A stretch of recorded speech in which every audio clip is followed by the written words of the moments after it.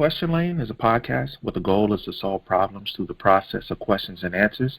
Today's guest is an entrepreneur, a freelance multimedia journalist based in Rio de Janeiro, Brazil.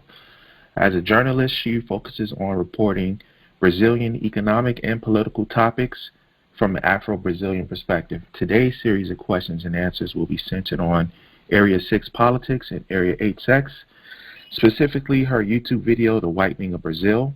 Our guest is Kiratiana Freelon. Welcome to the podcast. Thank you so much. I'm so happy to do this. This is actually my first podcast that I'm doing as a person, as a guest focused on Brazilian issues. So this is exciting. Great to hear. So what would you like to be referred to as, Ms. Freelon, Kiratiana? You could just call me Kiratiana. Kiratiana, perfect. We'll go with that. Is there anything you want us to know about you before we get started? Well, I think you hit all the main points. I'm a journalist, freelance journalist based in Rio de Janeiro. I also publish books. So, you know, I'm an entrepreneur and I'm a journalist who focuses on Afro-Brazilian news and issues. Okay. Would it be accurate to say that you are a non-white female? Yes, I am Black American. Black American. Okay. So before we get started, you know, talking about your video, I like to focus on words and definitions because I find that oftentimes when we talk about certain topics, both sides might not be clear on what we're talking about. So I think it's best to get definitions out the way. So when it comes to racism, what do you mean, you know, when you use the word racism within the context of your video? That's a really good question. And are you talking about the Whitening of Brazil video? Which video are you referring to? The Whitening of Brazil video. Okay, that's a good question because I often find that when I talk about this term racism, people often have this idea that racism is just not liking another race or preferring not to be in the vicinity of another race. But when I talk about racism, I tend to focus on the proof that that a whole entire group has been oppressed, and that proof is through kind of their economic. The proof is through how they are doing economically, how they are displayed in the media, how they are, you know, how often they are arrested. And so when I say that there's lots of racism, usually I have some proof to back it up. I'm saying, hey, look at these numbers. There's this discrepancy between white and black people in wealth. There's this discrepancy between white and black people in terms of who's locked up in prisons. And there's this discrepancy between who we actually see on television. And that may be just white people or maybe the opposite. So that's when I say racism, that's what I, in general, am talking about. So a disparity between economic it could be socioeconomic disparities. It could be the how a whole entire culture is viewed, and typically you can sense that there is racism when there's a culture is viewed with disdain. So yeah. I came across a definition of racism that I thought was very clear and definitive in terms of who was the perpetrators and who was the victims. And I just want to see what you have to say about this definition. So the definition that I have is racism is a global system of people who classify themselves as white and are dedicated to abusing and or subjugating everyone in the known universe whom they classify as not white. Do you think that system exists, and is that an accurate definition of racism?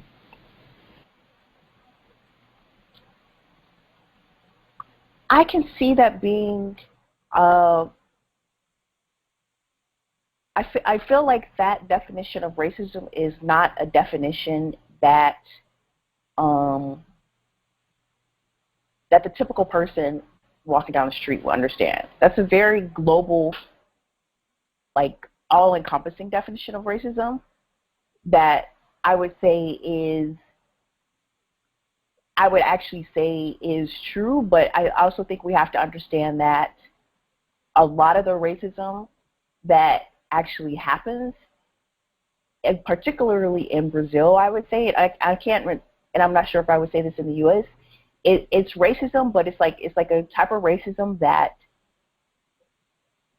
is almost like people aren't necessarily conscious of. You get what I'm saying? I will say that I do agree with your sentiment in terms of the average person on the streets, whether it's in the United States. I haven't been to Brazil, but I suspect that it's probably the same there as well.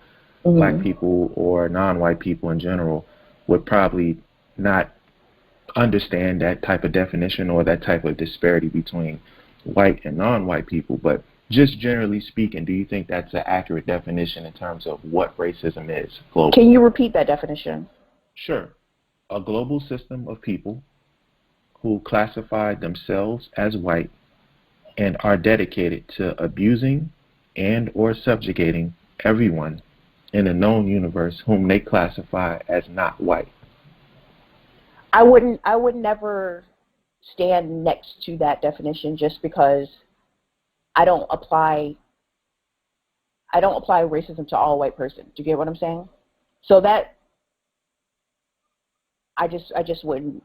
That would never be a definition I would probably use in any material that I produce. So are non-white people able to practice racism?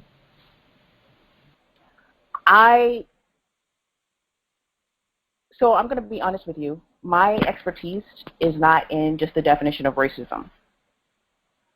My expertise is in how we actually see the effects of racism.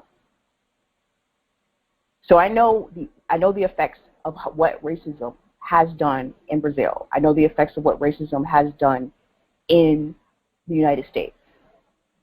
I don't focus on the definition, the exact definition of who can or who cannot be racist, because I don't think it's something that I just need to it's not something that I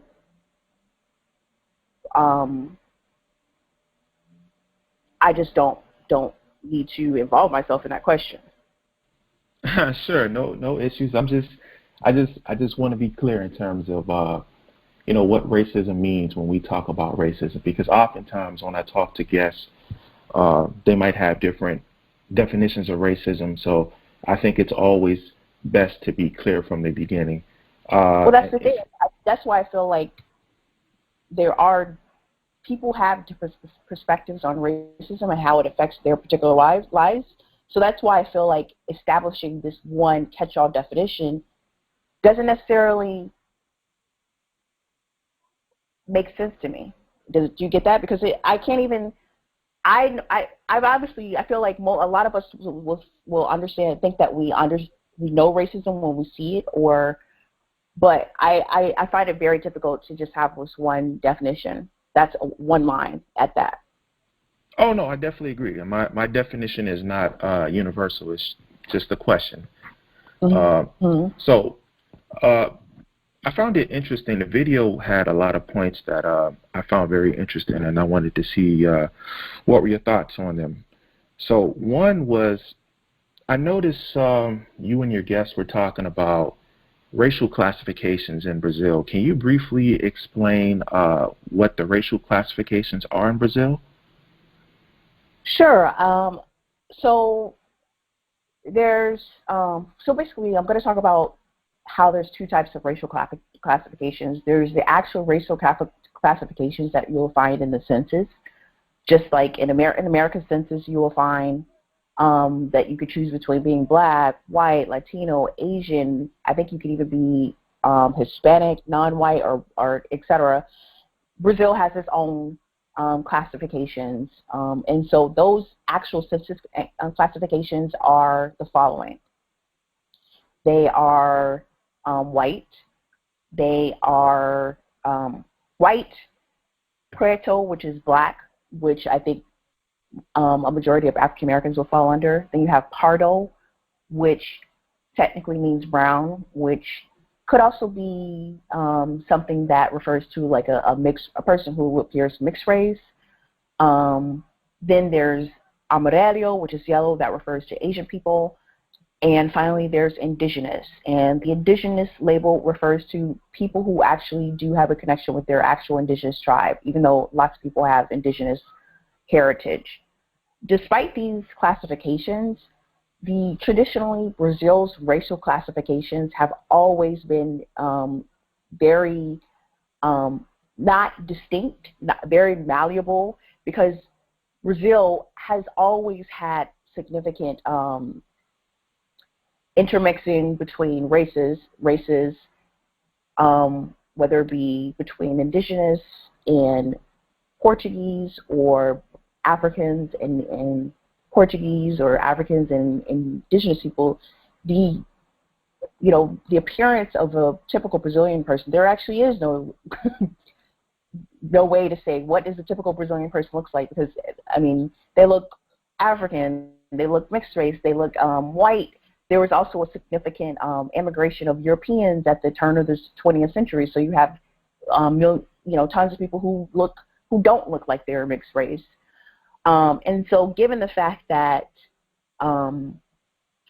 that there was this significant amount of mixing, Brazil never had this one drop rule of like, oh, if you have one drop of black blood, then that makes you black.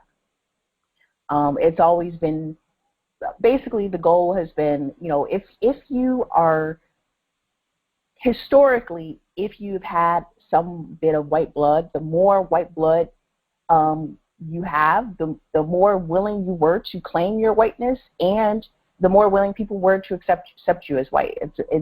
Race is something that is very self-defined. Like, it really depends on who. It really depends on just how you view yourself. But at the same time, don't get me wrong. If you're a person walking down the street and you're a black person, people are going to in their minds think that you're a black person, but they may not actually call you a black person. So I say all that to say that race is actually defining someone's race in Brazil is one of the most difficult things that anyone can do. So would it be accurate to say that that's confusing for the people who are not classified as white in terms of figuring out what, I guess, classification would be assigned to them? I'm confused.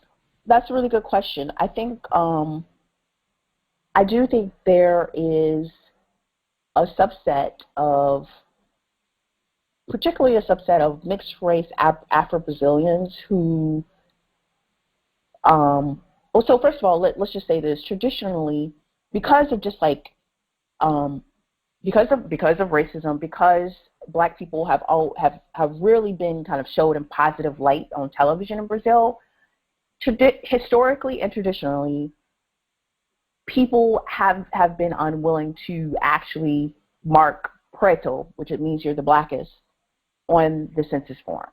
Like, historically, nobody has wanted to be preto. But in the last 10 years, there has been just this new movement where black Brazilians are embracing their heritage. They're starting to feel proud to be black. So the amount of people who actually mark preto, which is technically refers to the blackest in skin color on the census, has actually, I think, it's jumped like 30%. But the number of pretos in this country has not jumped 30%. I don't think that, like, it's,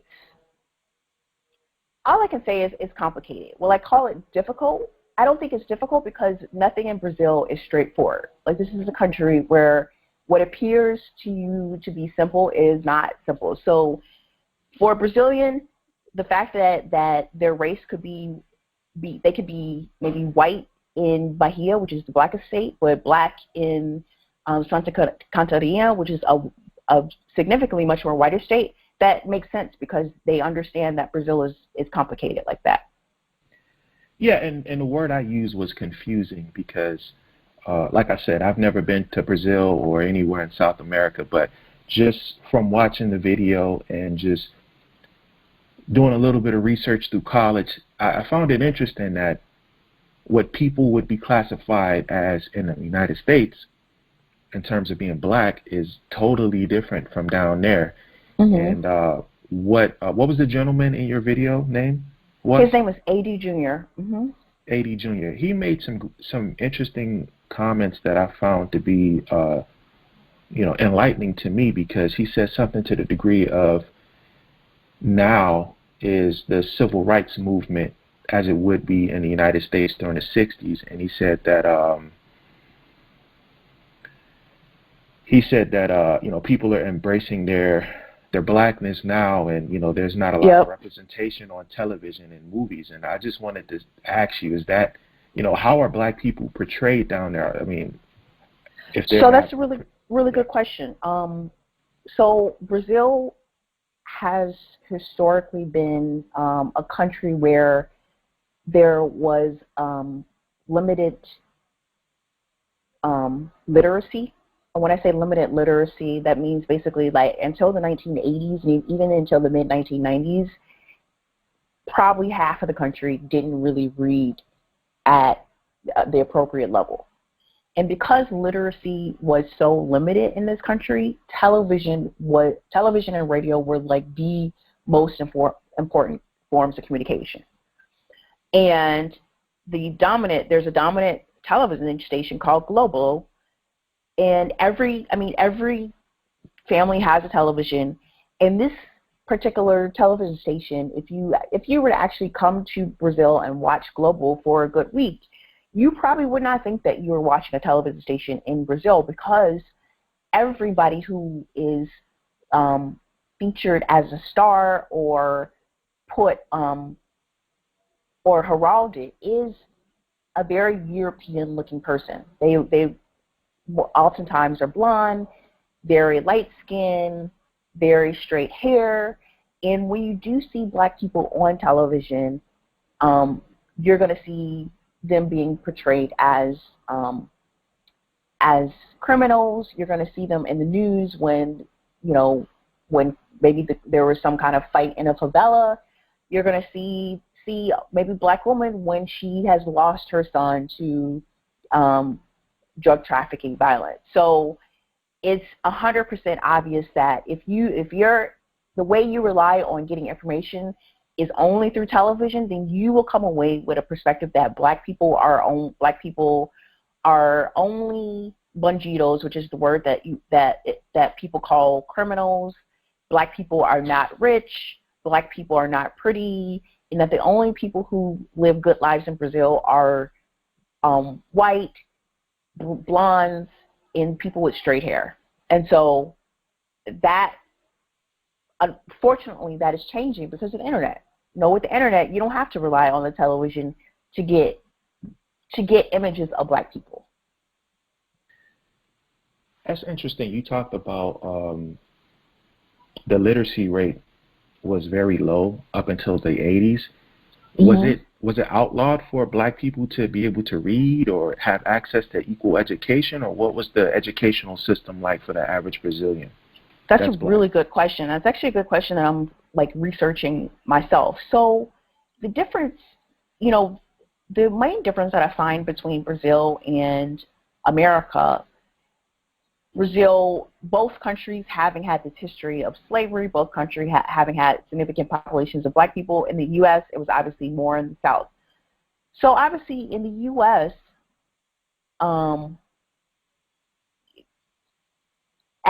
oftentimes racism or white supremacy was actually very explicit in the way that it was promoted through the law.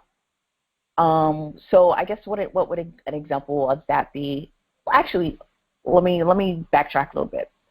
So first and foremost, it was never in Brazil's history have they said that no. Gosh, I'm sorry, I'm getting a little confused. Not saying that never in the history, but in the 20th century, it was not illegal for black people to actually have access to education or to read. However, the way that Brazil's kind of education laws were set up, they were set up in a way, this is where Brazil becomes complicated. Brazil's education system was set up in a way where in order to progress to the next level, you had to take a test.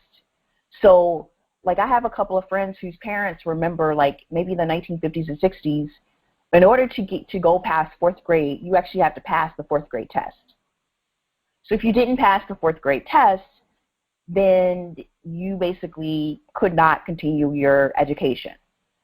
That's an example of a law that basically systematically eliminated black people from actually achieving, even finishing elementary school. And not to mention that, you know, economic stability for black people has always, until like probably the last 15 years, economic stability for black people has been so tenuous that oftentimes when a young black person would get to like 8, 9, 10, they would actually have to start working. And I'm talking more, this is more common in the 60s, 70s, 80s, and even the 90s. This is still not nearly as common as it was 20, 30 years ago, but you just have to think that, okay, so if I'm an extremely poor family, once my kid gets to, you know, some age where they could actually start to carry anything, I'm going to want them to start working. They're not going to have, I may not want them to actually, not that you don't want them to get education, is that their priority is that, you know, this person has to start contributing to the household.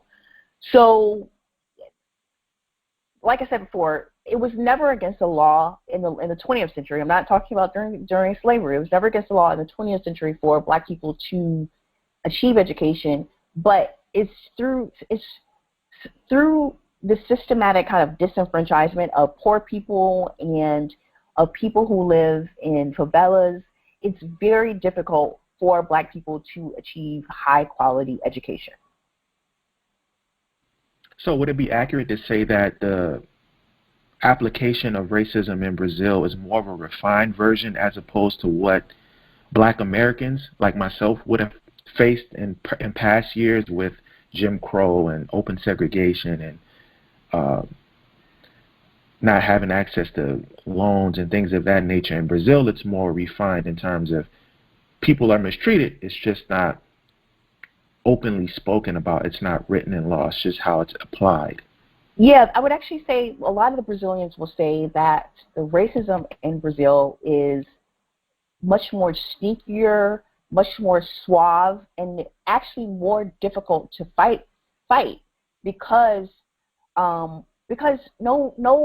white Brazilian, and I'm not saying no because it's changing, and we can talk about that probably later, but traditionally, no white Brazilian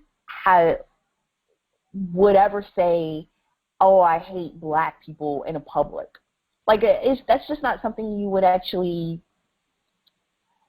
even a white, how can I put it? Like, you don't really have, you're talking about open racism like the KKK and, you know, people saying negative things about black people. That doesn't exist in Brazil. People are more refined. I'm not saying that it doesn't exist. I'm saying that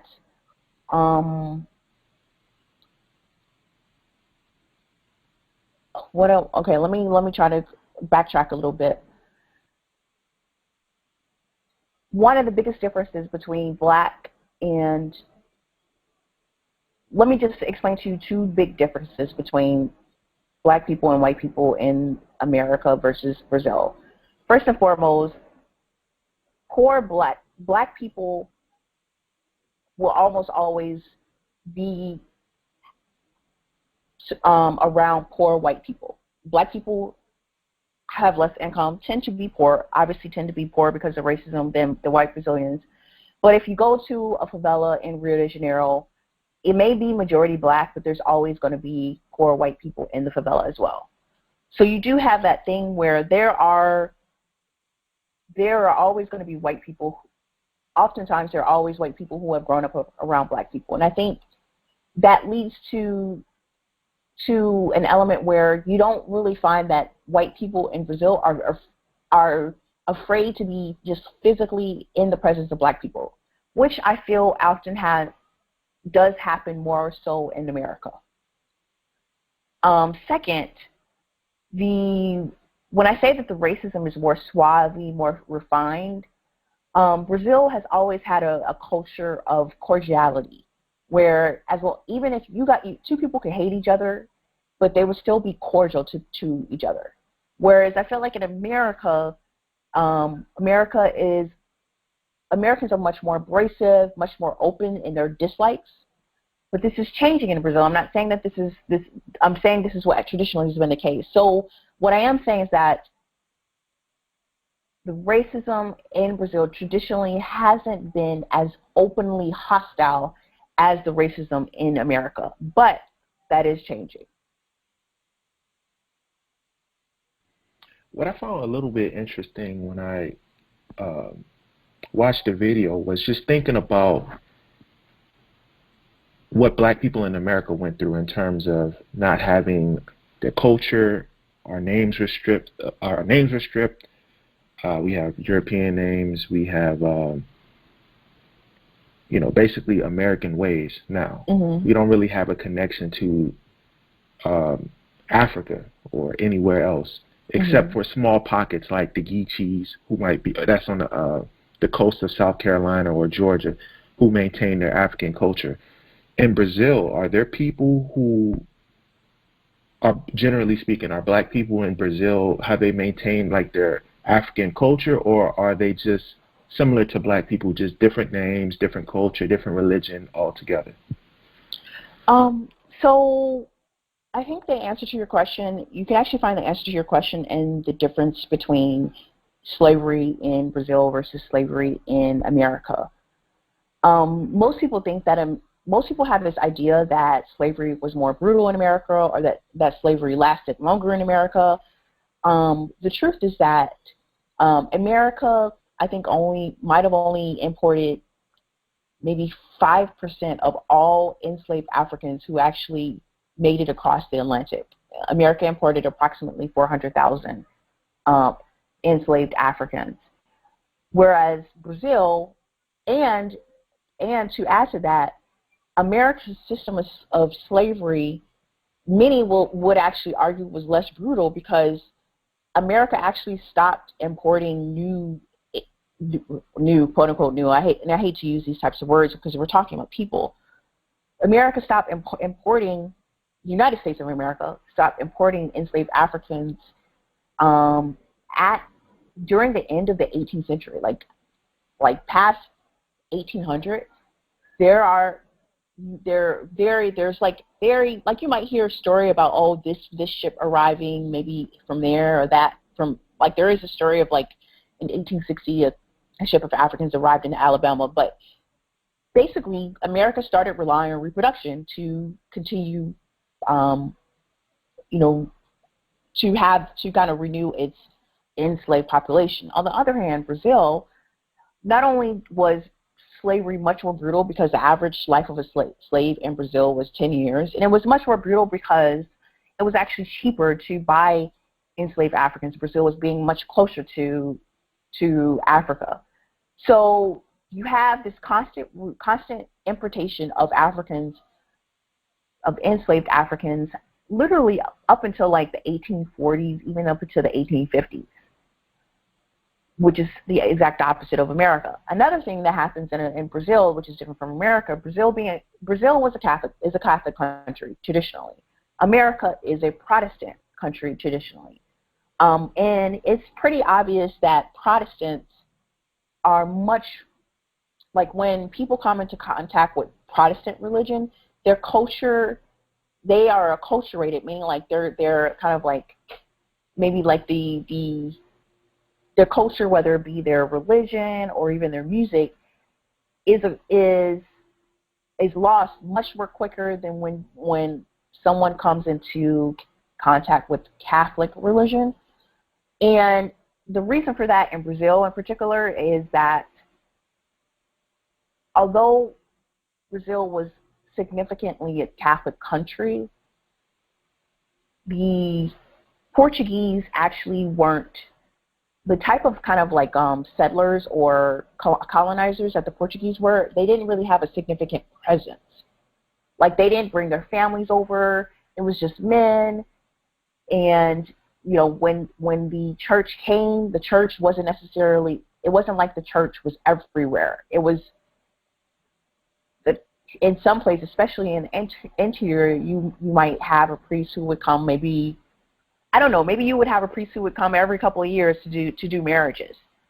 So what happens is in Brazil is that the Africans, enslaved Africans, it was much easier for them to maintain their African religion and to maintain their African practices because of these, not only because Brazil continued to have receive new Africans well into the 19th century, but also because the type of colonizers or enslavers that the Portuguese were, they weren't insistent on, just like the Africans, getting rid of every single element of their culture. That's interesting. So I do say that to say that, yeah, every single black person in Brazil has a Portuguese name. Like, it's not as if, you know, they were even able to save their names, but you actually will see there are some African words still left in this Brazilian type of Portuguese. You will see African words. The music, you can obviously feel the African influence in the music. There's still people who practice religion that is it has it's not directly the African religion from West Africa, but it's very similar. It's like the Brazilian version of Yoruba religion. There are still a significant amount of people, not a lot of people. It's not like 50% of Afro-Brazilians practice Candomblé, which is the Afro-Brazilian religion. No, it's probably like 1%. But, you know, religion is one of the best ways to actually maintain culture. I want to touch back on education again. In the U.S., I can only speak for myself. Growing up, we didn't really have a lot of, a lot of education in terms of Black history about like Malcolm X or Marcus Garvey or Dr. Francis Cress Wilson, but we learned about the basics in terms of the slave trade. We learned about, Nat Turner. We learned about Rosa Parks and Martin Luther King. Were there those types of education going on in Brazil for Black Brazilians so they could know like some of the people that stood up for their freedom in Brazil and that actually opposed slavery, or is that just kind of suppressed information? So in general, I would say it is suppressed information, but the traditional way that Black Brazilians and Brazilians in general have learned about Black history has actually been through Carnival, the actual samba school parade carnival. So every year in Rio de Janeiro, these samba schools, which are basically community organizations that celebrate samba music, and they parade every year to compete against each other. These actually are traditionally Black institutions. Now, they may not be run by Black people, especially right now, but they were founded by Black people. Black people created all the traditions, etc. And one of the things that they do every year is each samba school chooses a theme. They choose a theme, and some examples of themes that they chose to talk about Zumbi dos Palmares, who was a leader of a quilombo in Brazil. Or they may talk about last year, one samba school, basically their whole entire parade was about showing the real history of Brazil. And this parade, which happens every year, like mainly in February, sometimes in March, this parade is broadcasted live throughout the entire country. And so traditionally, over the last literally 60, 70 years, especially when these schools choose a Black-related theme, because most of the schools, more than, I would say every year, probably about 5 out of the top 13 schools would choose obviously a Black theme. If you watch this parade, each parade lasts about an hour, you will learn about Black history. This is like the most accessible way to learn about Black history. Is it the most perfect way? It's not the most perfect way, because you're basically watching someone's interpretation of history through floats, through costumes, through all these colors, and through music. So it's not necessarily like you're going to learn specific facts, but you're going to get the main idea, and it's going to leave an impression on you. And if you look back through Brazil's history, there have been certain parades, samba school parades, that left so much an impression that the figures that were promoted in the parades actually became folklore figures. Like, for example, Zumbi dos Palmares. Obviously, the historians knew about him, but it wasn't until a samba school did a whole entire parade about Zumbi dos Palmares that this man and this leader of a Quilombo, which is basically a community of escaped slaves, this leader became entrenched into the folklore history of Brazil. So that's, first and foremost, that's the most successful way for Black people to learn about their own history. Second, there is actually a law. There is a law passed, I don't remember the year, but it's somewhere in the 2000s. It might have been like 2004, 5, 6, that says that public schools must teach Afro-Brazilian history. And although this is a law, the way it's applied is the quality of just the instruction of Black history in schools is varied, and some schools, some parents, Black and white, don't even want their kids to learn about Black history, because oftentimes when Black history or Black culture is taught in schools, people assume that there's a connection to Candomblé, of the Afro-Brazilian religion. The Afro-Brazilian religion of Candomblé is probably one of the most obvious forms of the obvious cultural connections to Afro-Brazilian history, but it's certainly not the only. And oftentimes when you have students whose families may be evangelical, they actually don't want their kids to learn anything about anything that might have to do with a Black religion or anything Black. So yes, there's a law that says everybody in a public school must learn some type of Black history, but whether or not it's applied is a question, and the quality of instruction is debatable. Okay, so I have just 3 more topics I want to touch on.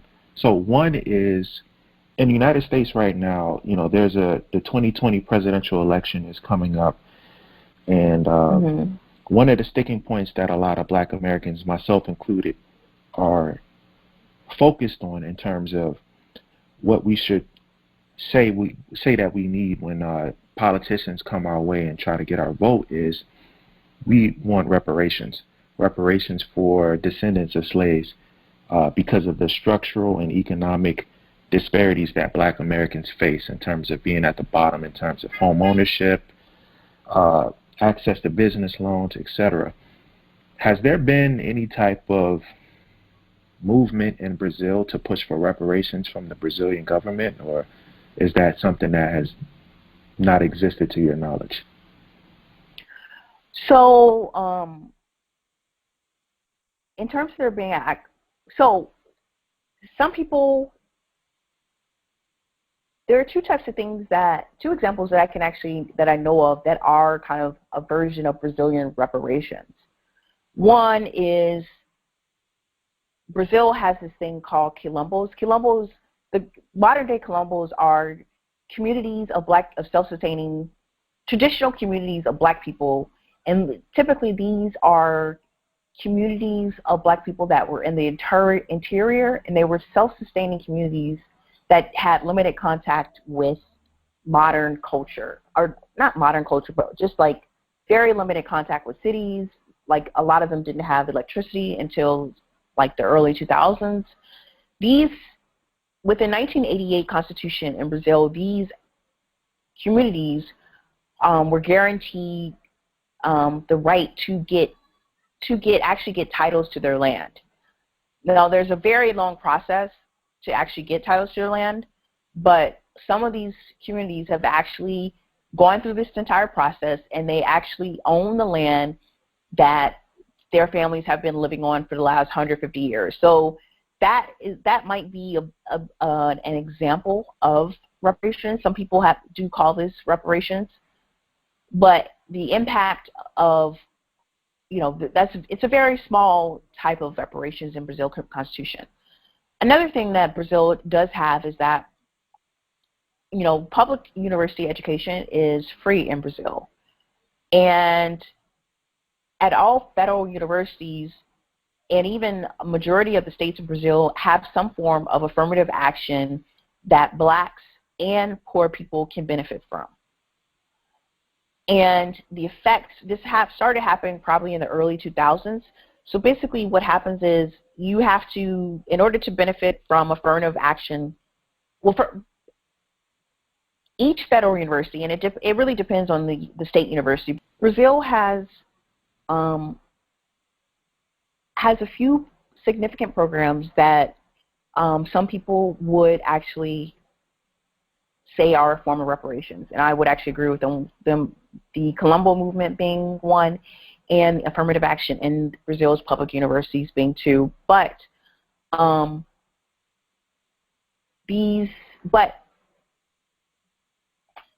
would say that Brazil has never had a reparations movement that specifically impacted descendants of black people in a wide-ranging way. So I mean, it's something that I can see.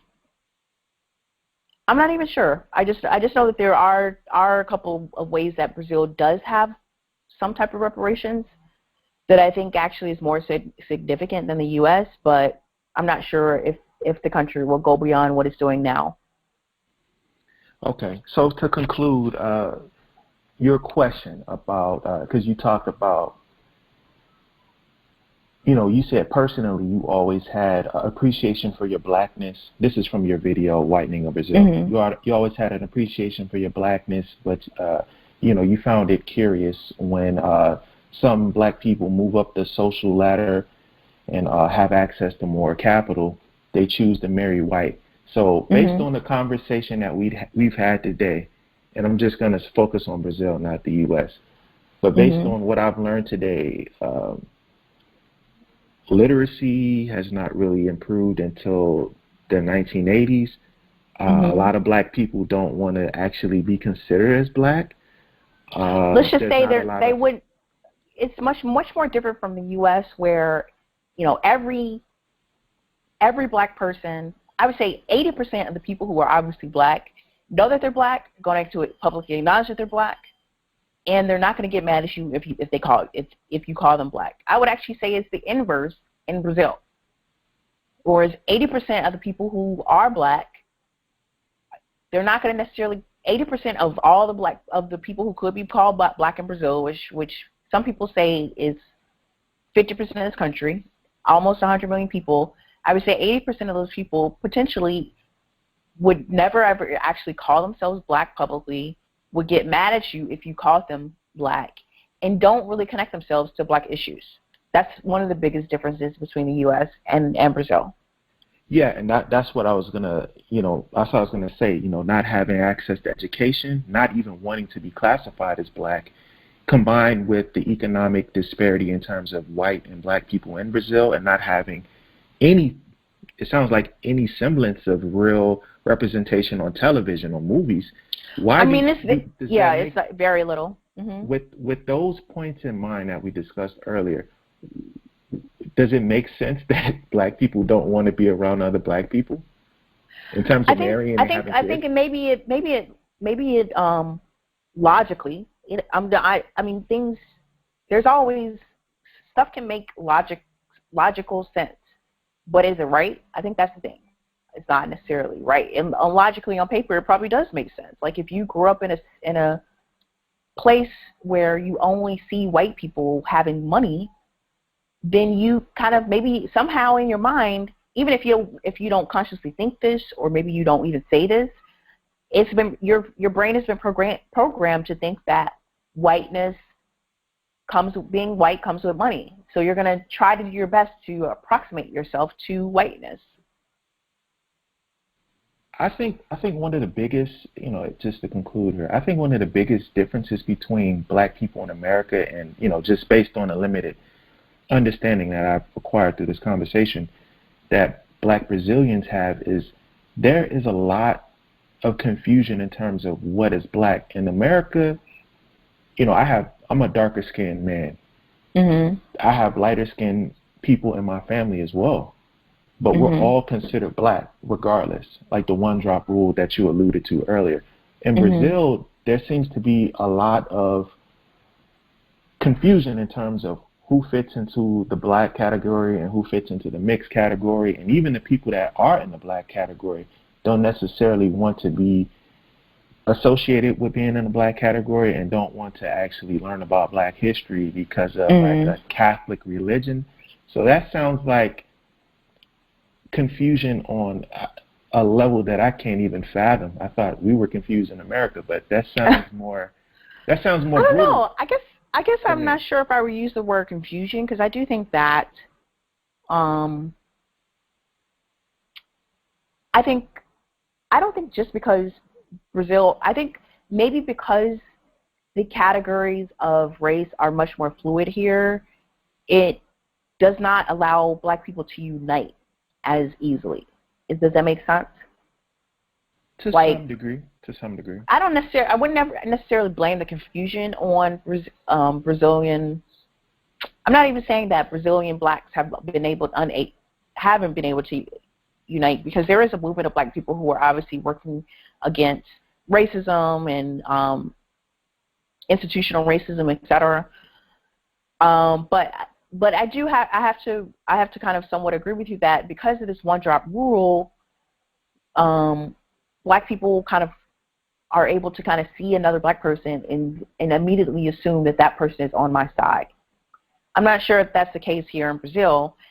And also, I think that I also think that um, now I'm going to be honest, the violence that the state, when I say the state, I mean the actual government, enacts upon black Brazilians, especially black Brazilian men in inner cities, is like some crazy, ridiculous level, much more significant than what happens in America. But oftentimes, a lot of times, people don't see their race as the reason that they're experiencing issues. They see class more as an issue. Do you get what I'm saying? Like, they'll blame their class. They'll say, "Oh, that happened to me because I was poor. It didn't happen to me because I was black."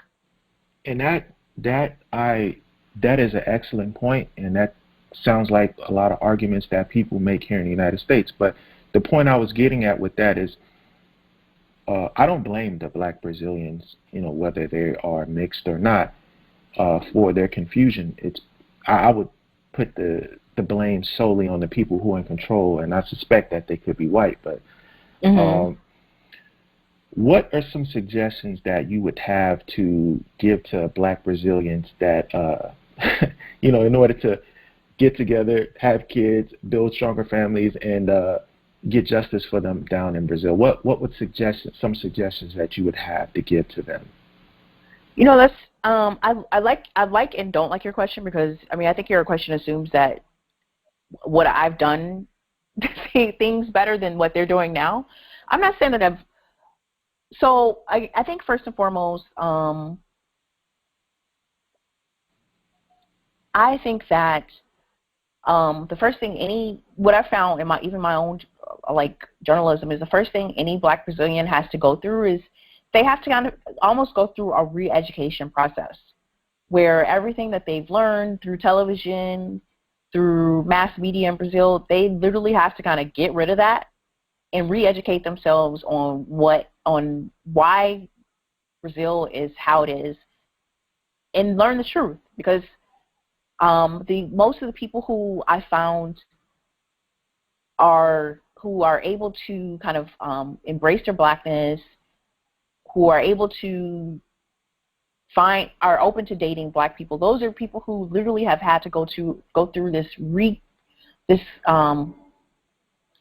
they call it go through a consciousness, like a reconsciousness. Like, they literally had to kind of develop their own black consciousness. So, and I don't think that this is something that I know of just because I'm an American. I think it comes easier for black Americans to have a black consciousness, because that is part of what being a black person in America is. Whereas in Brazil, traditionally, having a black consciousness has never been part of being a typical black person in Brazil. So that's the first thing that any black person in Brazil should try to do. Read books, watch. There's tons of stuff you can watch on like Netflix, because you're not going to get this stuff on regular television. YouTube. There's like black Brazilian YouTubers who have actually helped people to discover their blackness. Like, I've heard of stories where people have like sat at home watching a black Brazilian YouTuber for like 2 straight days, and they finally realized that they were black. So it's just a re-education and consciousness process. I definitely agree with reading for sure. Reading, asking questions, journaling your experiences in terms of, what you deal with in terms of racism on a daily, so that you can learn, think about some ways to solve some of those problems. That is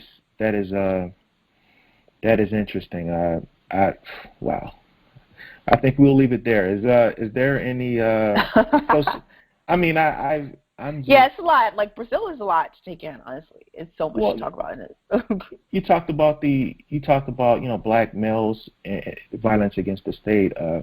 Just in the United States, you probably already know this, but black males are incarcerated at higher rates than any country in the world. 745,000 black men out of there's only 20 million black people in America, so it's a goal. That's why my definition of racism was a global perspective. But is there any social media or anything that you want to promote before we get off today?